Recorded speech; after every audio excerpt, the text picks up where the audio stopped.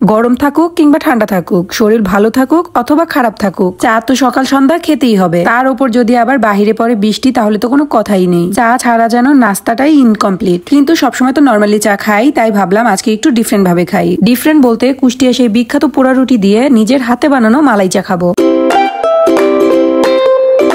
Hi guys, আসসালামু আলাইকুম, it's me Roshni, welcome to our another new blog. কি অবস্থা সবার, কেমন আছেন আপনারা? আশা করি সবাই অনেক ভালো আছেন। আল্লাহর রহমতে আমরা অনেক ভালো আছি। বিশেষ করে আজকে আরো খুব বেশি ভালো আছি, কারণ বাহিরের ওয়েদারটা খুবই সুন্দর। বাহিরে খুব সুন্দর বৃষ্টি পড়ছিল, আর এই বৃষ্টির সাথে মিল রেখে কিছু একটা খেতে ইচ্ছা করছিল। কি খাবো সেটা ভাবতে ভাবতে মাথায় আসলো বৃষ্টির মধ্যে চায়ের থেকে ভালো আর কি হতে পারে। তবে আজকে নর্মাল চা খাবো না, আর শুধু চা না, আজকে চায়ের সাথে ডিফারেন্ট কিছু একটা খাবো। তাই প্রথমে ফ্রিজ থেকে লিকুইড দুধ বের করে পানিতে ভিজিয়ে রাখলাম নর্মাল হওয়ার জন্য। আর এখন আমরা চলে যাচ্ছি বৃষ্টিতে ভিজতে। অনেক দিন পর তিনজনে একসাথে বৃষ্টিতে ভিজবো। এদিকে আমার গুড্ডুও খুব খুশি, সে বৃষ্টিতে ভিজবে প্লাস সাইকেল চালাবে। তার পাশাপাশি আজকে আরো তার বাবাও থাকছে তার সাথে। কিন্তু আমাদের লাকটাই ভালো ছিল না মেবি। ওই যে কথায় আছে না, ভাগ্যে না থাকলে আর কি করার আছে। ঠিক তাই, ছাদে উঠতে না উঠতেই দেখি বৃষ্টি একদম শেষ।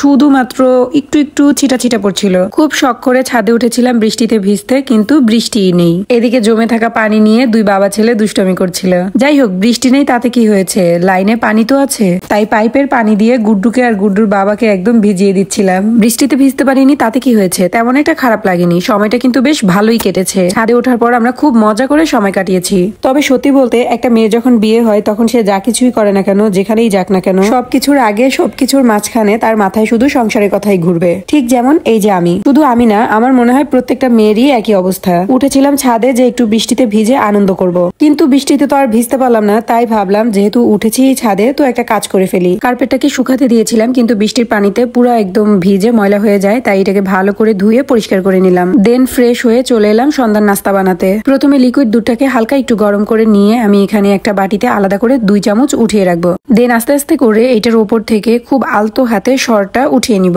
আর এই কাজটা করতে আমার বেশ প্যারা খেতে হয়েছে, কারণ এটা খুবই আলতো হাতে করতে হয়, তা না হলে সরটা একদম ভেঙে যায়। আর যেহেতু আমি আজকে মালাই চা বানাবো, তাই মালাইটা খুবই ইম্পর্টেন্ট। যাই হোক, প্রয়োজন মতো সর তুলে নিয়ে এবার দুধের ভিতরে আমি একটা দারচিনি আর একটা এলাচ আর পরিমাণ মতো চা পাতা দিয়ে দিলাম। চাটা হতে থাকুক, আর ততক্ষণে আমি এদিকে রুটিটাকে রেডি করে নেই। পোড়া রুটির জন্য প্রথমেই আমাদের লাগবে হচ্ছে একটা রুটি। আর এই রুটির উপরে মেবি তারা বাটার ব্রাশ করে নেয়, কিন্তু আমার কাছে বাটার ছিল না, তাই আমি এখানে ঘি ব্যবহার করেছি। রুটির উপরে ঘি ব্রাশ করে নিয়ে তার উপরে চিনি ছিটিয়ে দিয়েছি। তারপর এটাকে আলতো হাতে খুব সুন্দর করে আস্তে আস্তে আগুনে পুড়িয়ে নিতে হবে। আর এই কাজটা খুব সাবধানে করে নিতে হবে, যাতে রুটিও না পড়ে আর হাতও না পড়ে। রুটি পোড়াও শেষ, আর এদিকে আমার চাও হয়ে গেছে। এখন শুধু খাওয়ার পালা।